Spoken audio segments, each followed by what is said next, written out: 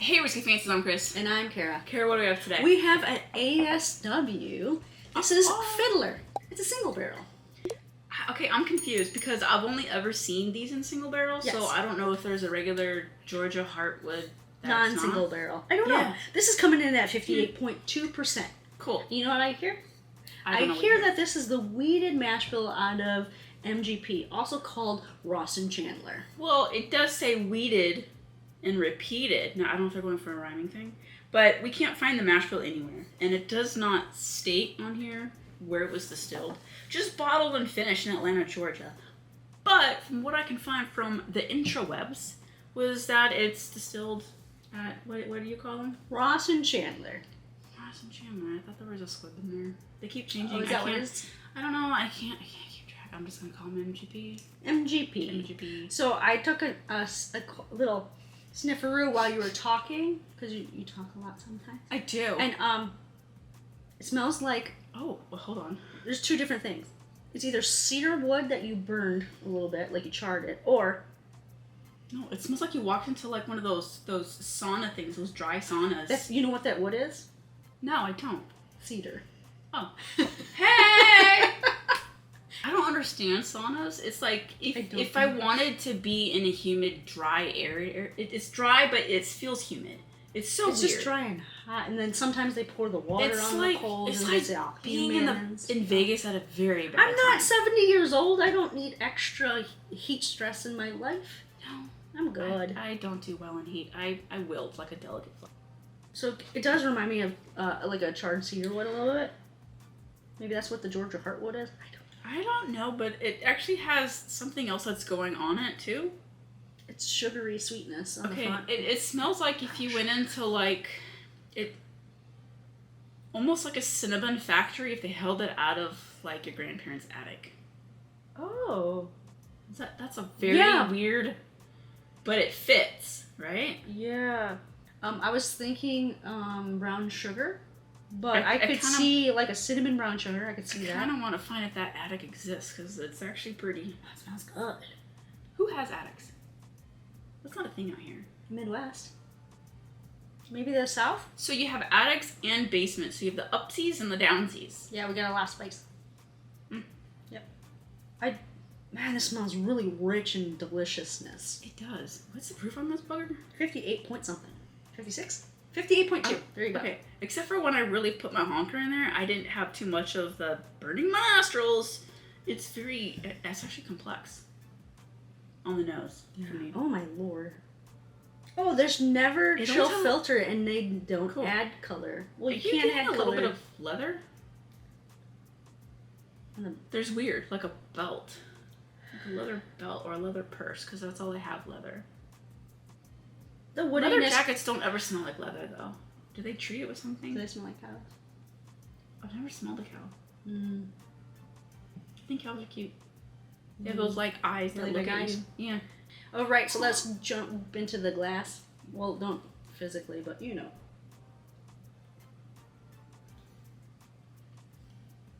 Okay.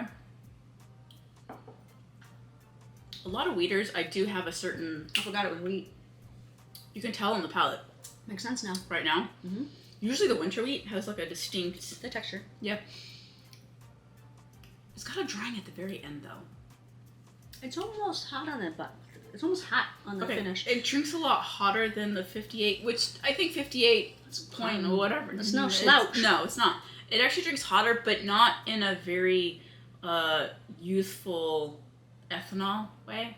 It's more of a spice, but it's not a spice. I don't think from the mash bill. I think it's more from the wood, like a woody spice, right? Ooh, or is that just me? Could just be me, like it always is. It's not as spiky on the finish on the second go around. It goes away. So normally weeded, I get a lot of pepper on the finish. This one has so much caramelized sugars the whole way through. I was getting something interesting right on the front, and I'm losing it. The sweetness is where the it kind of reminds me. Let me go back in. Okay. Okay, this is a staved product. Yeah. I didn't read the label. There's a lot of words. It's okay. It's fine. I might have told you at some point, but we know you don't listen to me. I don't listen to you, so it's fine. So on the very front, what I'm getting, it's almost like that saccharine kind of sweetness. Have you ever had like that sweet and low if you just taste it by yourself? And at the very beginning, you're like, oh, this is sweet. And then you're like, oh, that's disgusting. But without the disgusting. Without the metallic gross. Exactly. This is like concentrated sweetness. Yeah. But it's not like a Splenda thing. Splenda is a little bit different. It's more like a sweet and low equal kind of like thing. It's like molasses on a wood plank. You know what I mean? It's like there's not a wood plank, but I'm willing to try. There's a situation in the middle. Involved? I cannot figure out what this flavor is. It's almost nutmeggy, but not quite. No. That's why I think it's wood. That's where I'm getting the spice. It's not like a baking spice to it. I think whatever this wood imparts. You know how Amberana has a very it's cinnamon, but it's not traditional cinnamon. It's a very like we've gotten like in bulk like different kinds of cinnamons, and it's completely different, but it still has that spice. We've gotten that. I wonder if this wood imparts that spice that we're getting. Yeah. Maybe we should go to Georgia and get a Heartwood oak. Yeah, it says it's white oak. That's cool. I cannot quite figure this out. This is delicious. It's like if you like woody whiskey that's not tannic. Because it doesn't go bitter because there's so much of that delicious brown sugar molasses stuff going on that it doesn't go bitter. Yeah. But there's definitely right in the mid palate there is a layer of this drying wood, and it does dry the palate just a little bit, but nothing offensive. No. But not like a port finish or anything like that. But, okay, with this being a single barrel, I don't know how much they vary. This is just a regular single barrel. Now, not a pick or anything. There are a couple of picks in our area, but we just thought, like, hey, what's just their regular single barrel going? Like, was this a rejected barrel? But if it was, like, maybe the picks are really good. I don't know. I kind of want to get a pick. There's a couple of picks in our area that we can't get. And I'm kind of curious to see, like, what other... Is it in line for profile? What is the profile? I'm getting something different right in the beginning of the mid palate. It's almost. It was for me. I'm getting like that sweet and low. If you just taste sweet and low. No, it's behind that. It's almost like a. Did you ever do that as a kid? No. Or maybe as an adult? No, because I'm not crazy. She's not crazy. Okay. It's not that. It's not quite nutty, but there's something there that's different. I'm not getting nuts. This is very intriguing to me. I think I could drink this and not really understand it right away. There's something that is pulling me back in. It's not the, right down the middle of the plate type of bourbon. There's some stuff going on in here. This is very complex. Maybe that the proof brings that to the table a little bit.